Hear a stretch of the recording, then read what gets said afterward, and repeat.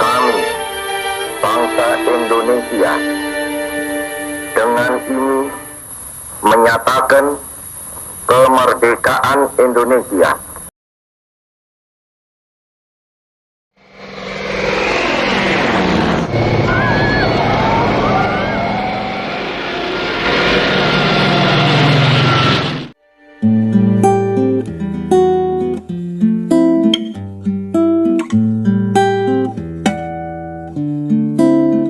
Assalamualaikum warahmatullahi wabarakatuh. Sampurasun.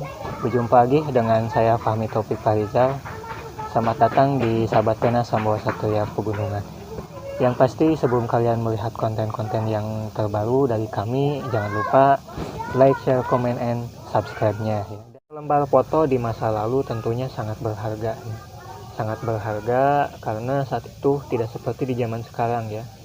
Yang mana ketika kita jepret, kita dengan mudah menyimpannya dan menyebarkannya di medsos. Di masa lalu selembar foto itu punya cerita ya, termasuk cerita tentang perjuangan kakek nenek kita.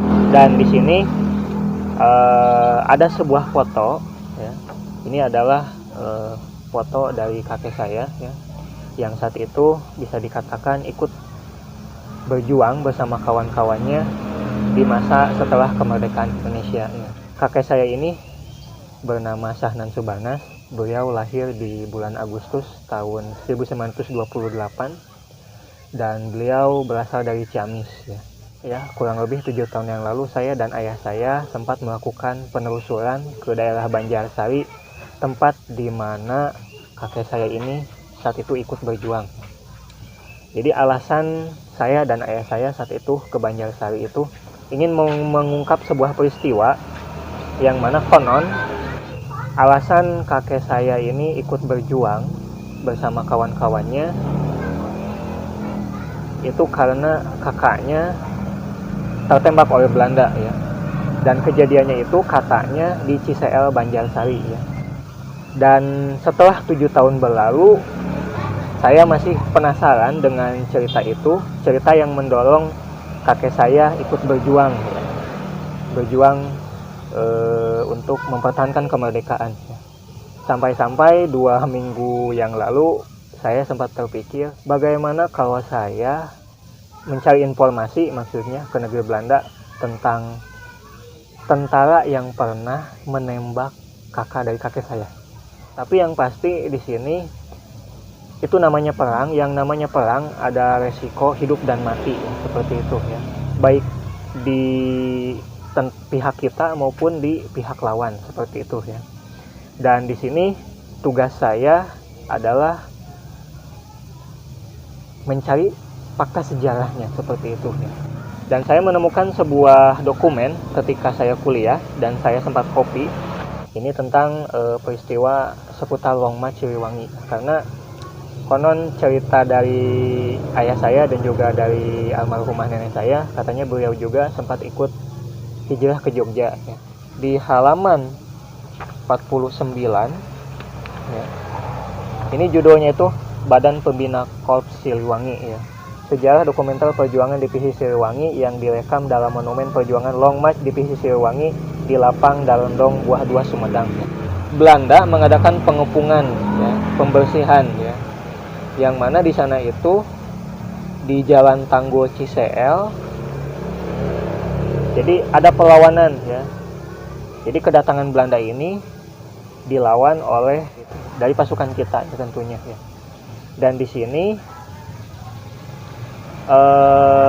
karena terjadi perlawanan tersebut, ada 1 orang komandan Mangunjaya gugur, 1 pemuda gugur, dan 3 orang pemuda tertawan, seperti itu ya. Nah ini kan ada informasi di sini itu di Jalan Tanggul Ciseel ya. Dan yang diceritakan oleh ayah saya itu entah dari nenek seperti itu, sempat cerita katanya di Ciseel Banjarsari. Dan saya yakin peristiwa ini ya, karena di sini ada cerita 1 pemuda yang gugur. Dan itu terjadi pada tanggal 14 Juni 1949. Nah ini ya, saat itu katanya juga kakek saya belum terjun ke dunia militer, dan terjun ke dunia militer itu karena peristiwa ini ya. Tapi yang menarik, saya menemukan dokumen yang lebih tua dari ini ya. Sebelum tahun 1949 ya, kejadian itu tahun 1949, beliau atau almarhum kakek saya itu ternyata sudah menjadi tentara ya. Dan beliau juga di usia 21 tahun saat itu, tahun 1948, sudah berpangkat sersan mayor. Ya. Nah ini sangat menarik sekali, dan ini buktinya ya, seperti itu ya. Nah, jadi mungkin itu bisa dikatakan cerita lisan ya, cerita lisan di balik alasan mengapa kakek saya ikut terjun ke dunia militer. Yang namanya saat itu ketika leluhur kita memperjuangkan kemerdekaan ya, hanya dua pilihan, merdeka atau mati ya. Selanjutnya di sini, nah sebetulnya ini dokumen yang bisa menjawab semua peristiwa itu ya. Sayangnya ini catatan hari, ini jilid dari catatan harian kakek saya, tapi sayangnya kosong. Sayangnya ini kosong ya. Jadi tidak bisa menceritakan apa-apa tentang perjuangan kakek saya ya. Tapi kita bisa bercerita ya, sisi lain itu dari dokumen-dokumen yang lainnya ya, yang saya simpan seperti itu ya. Yang mana di sini itu ada beberapa dokumen ya, termasuk ini yang menarik. Nah tadi di dalam naskah sejarahnya yang dokumen tadi, dokumen Siliwangi itu diceritakan di Ciseel pada Juni 1949 itu tentara Belanda yang sedang melakukan pembersihan dihadang MBAD ya. Dan ini tertulis di sininya itu MBAD. Ini merupakan tanda anggota angkatan perang ya. Itu mungkin yang dapat menjadi benang merah ya di dalam teka-teki ini ya, seperti itu ya. Beberapa waktu yang lalu saya sempat meminta teman saya dan juga anak saya yang bisa melihat lah seperti itu ya, untuk menerawang benda peninggalan kakek saya ya, Bedge Batalion Kilat. Nah ini ya, ini adalah batalion tempat di mana kakek saya berjuang dan bertugas saat itu ya. Dan ini merupakan masih bagian dari tentara Siliwangi ya, seperti itu ya, tentara kebanggaan Jawa Barat ya, seperti itu. Nah ini yang sempat saya minta teman saya ceritakan ya, seperti itu. Ada peristiwa apa kira-kira yang mungkin bisa dilihat dari benda ini ya. Dan baik menurut murid saya ataupun teman saya yang sempat tadi saya minta ya, katanya ini pernah kecipratan darah ya, seperti itu ya. Ada peristiwa mungkin saat itu temannya dari kakek saya itu tertembak oleh Belanda ya. Karena katanya pelurunya itu meleset ya, tapi mungkin mengenai tubuh dari teman kakek saya seperti itu. Karena ini kecipratan saat itu. Nah, saya mengira itu bukan teman kakek saya, tetapi itu adalah kakak dari kakek saya. Mungkin itu ya, tapi wallahu alam, karena ini masih perlu dibuktikan fakta sejarahnya oleh dokumen atau pelaku sejarahnya ya. Sayangnya keturunan dari pelaku sejarah yang melihat peristiwa tersebut, yaitu anaknya sendiri, sekarang sudah tidak di Banjarsari tetapi di Cianjur dan sulit untuk ditemui seperti itu. Dan ini sampai sekarang menjadi misteri. Kita bisa melihat kilatnya, dan konon katanya ketika kakek saya ikut berjuang ya, ini cerita dari ayah saya dan juga nenek saya ya, saat itu ketika dikejar-kejar oleh Belanda, hilangnya itu secepat kilat ya. Dan memang alhamdulillah selamat dari Darul Islam, dari tentara Darul Islam ya, yang saat itu melakukan pemberontakan, dan juga selamat dari Belanda ya. Dan banyak cerita ketika hijrah ke Jogja saat itu ya, ketika mereka harus kakek saya dan juga teman-teman dari kakek saya saat itu harus masuk ke parit untuk menghindari kejaran tentara Belanda. Tetapi ketika terlihat dan kena tembakan dari pesawat, akhirnya teman dari kakek saya itu meninggal dunia. Dan mau tidak mau harus dimakamkan di lokasi di kampung di mana beliau tertembak ya. Dan ada satu lagi bukti yang dapat menjawab itu, yaitu foto ini ya, ini ya. Dan ini dikatakan Sahnan Subarnas, aku dikala zaman bergerilya tahun 1946 tahun 1949.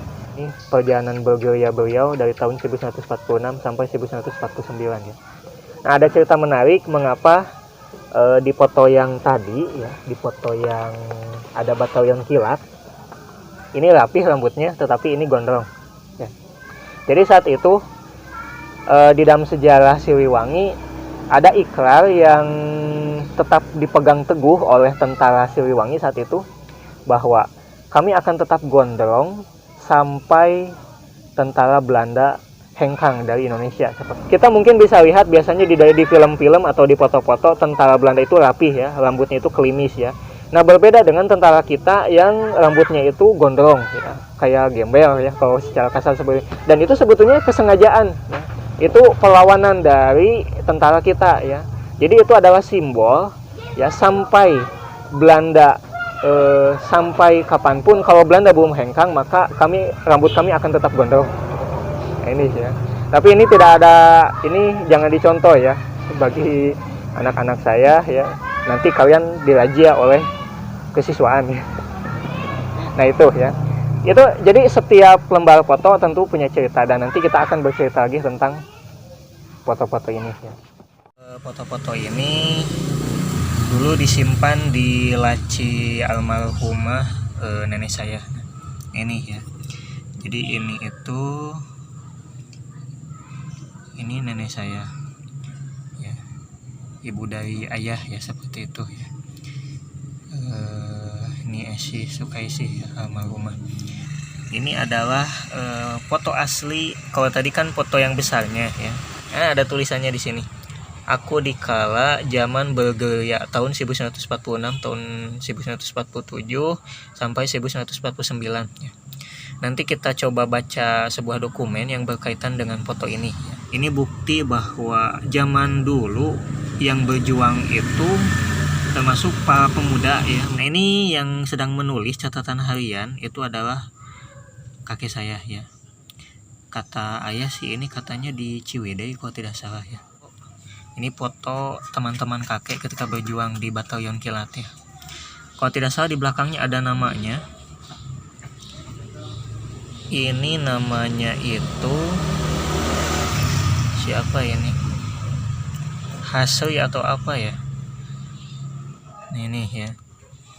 Nah, terus ini apa ya? Kita perlu baca lagi ya, lebih jelas. Mereka gagah-gagah ya. Nah, ini ya yang saya sayangkan, dokumennya itu sudah rusak. Ini yang terakhir, foto yang terakhir,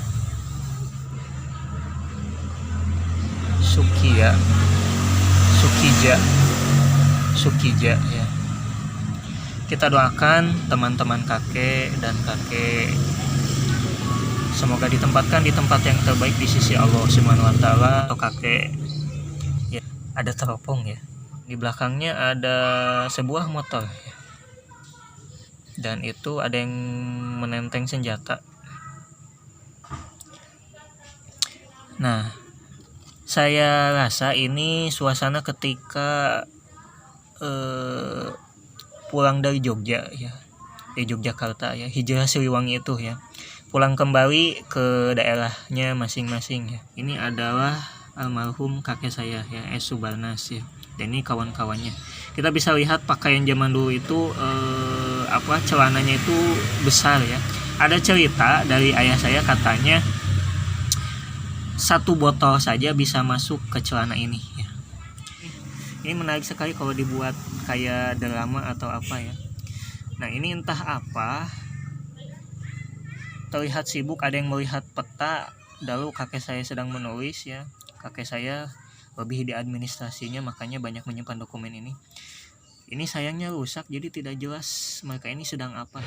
Foto-foto tempo dulu itu keren, sayangnya udah rusak sama ngengat ya. Ini yang terakhir terselamatkan ya. To remember of my life. Tahun berapa ini? Tahun 50. Tahun 56. 7 Februari 56. Oh ya. Yang pasti ini sebelum saya lahir. Saya lahir tanggal 7 bulan Februari tahun 92 ya. Ini menarik sekali ya. Ini foto yang terakhir terselamatkan ya. Nah, ini setelah nenek meninggal, kok tidak salah foto ini ya, terselamatkan. Ini klisenya seperti di lembaran plastik mika ya, lembaran kaca ya. Dan ini adalah foto aslinya. Kita buka lembarannya. Pangkatnya sersan dan terus sersan mayor ya. Pada Kesatuan Polisi Tentara Detasemen 137 di bawah pimpinan Kapten El Muhrib. Ini aksi Belanda ke-1 bergerilya di daerah Ciamis Selatan dan terus hijrah ke Jawa Tengah, Solo, Jogja, Madiun.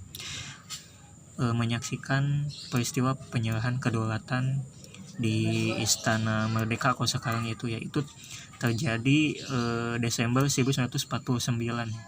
Sersan Mayor dengan jabatan Komandan Peleton terus ya, bagian administrasi pada Kesatuan Batalion S ya, Divisi 4 Siliwangi ya. Dilebur menjadi Batalion Infanteri Korps Cadangan Umum 2 Kilat. Nah ini ya, kilat ya, Batalion Kilat yang lambangnya seperti kilat itu ya, markas besar Angkatan Darat. Diceritakan oleh ayah saya dulu ketika kakek bertugas dan ayah ikut ya, itu naik kereta ke Pangandaran itu pakai kereta uap ya, dan ketika melewati Terowongan Sumber, jadi ada pasukan yang berjaga di depan itu pakai gerbong ditarik sama, jadi di depan lokomotif itu ada gerbong yang mana di sana itu dipasangi geren ya. Jadi takut kalau di depan itu ada penyerangan dari tentara Darul Islam ya. Dan ketika pulang dari Pangandaran, tugas katanya ada jalur kereta api yang diputus ya, sehingga mereka harus pulang jalan kaki ya. Beberapa tahun yang lalu, murid saya pernah bertanya ketika saya bercerita tentang kakek saya. Kalau tidak salah si Opin, Pak, apakah kakek Bapak ini pahlawan? Ya. Dan saya sempat menjawab ya saat itu ya. Saya katakan seperti ini ya. Tidak semua pejuang adalah pahlawan, tetapi semua pahlawan adalah pejuang. Jadi mungkin itu kembali lagi kepada pandangan orang ya. Orang mungkin menganggap kalau melihat dari bukti-bukti yang ada, oh ini bisa dikatakan pahlawan seperti itu ya. Semua orang bisa dikatakan pejuang karena termasuk kita semua ya, kita semua baik pelajar, baik guru juga sama-sama ikut berjuang ya. Berjuang untuk melawan kebodohan, berjuang untuk mendidik anak didik bangsa kita kan seperti itu. Itu termasuk berjuang ya. Nah, pahlawan itu, sebutan pahlawan itu kembali lagi kepada pandangan orang yang melihat kita ya, seperti itu ya. Orang yang melihat yang berjuang itu ya, seperti itu. Jadi tidak semua pejuang dapat dipanggil pahlawan ya. Karena pahlawan, gelar pahlawan itu sangat berat loh, gelar pahlawan itu ya. Dan bahkan, nah ini salah satu gambaran terakhir kakek saya ya. Jadi sesuai dokumen ini, kakek saya itu lahir di Ciamis itu tahun 1928. Dan meninggal itu kalau tidak salah tahun 84. Pokoknya sebelum saya lahir. Saya tidak pernah melihat langsung muka kakek saya dari pihak ayah ya. Seperti itu. Dan diceritakan ketika kakek saya meninggal, dan meninggalnya tragis ya, tertabrak oleh motor anak SMA di Bandung. Jadi ketika nenek saya tahu meninggal, kakek saya meninggal saat itu, sempat ditanya oleh tentara ya, apakah beliau itu mendapatkan bintang Joyoya ya, karena pernah hijrah ke Jogja juga ya, karena ada rencana beliau dimakamkan di Taman Makam Pahlawan. Tetapi pihak keluarga termasuk nenek saya saat itu menolak ya untuk dimakamkan di Taman Makam Pahlawan ya, seperti itu. Tidak semua pejuang adalah pahlawan, tetapi semua pahlawan adalah pejuang. Intinya kita jangan putus asa, kita terus berjuang apakah itu sebagai guru, apakah itu sebagai buruh, apakah itu sebagai petani, apakah itu sebagai pelajar. Kita ini semua sama-sama pejuang ya. Apakah kita itu pantas untuk dianggap pahlawan, itu kembali lagi kepada orang yang memandang kita. Seperti itu. Dari saya dicukupkan sekian. Billahi taufiq wal hidayah. Wassalamualaikum warahmatullahi wabarakatuh. Sampurasun. Merdeka.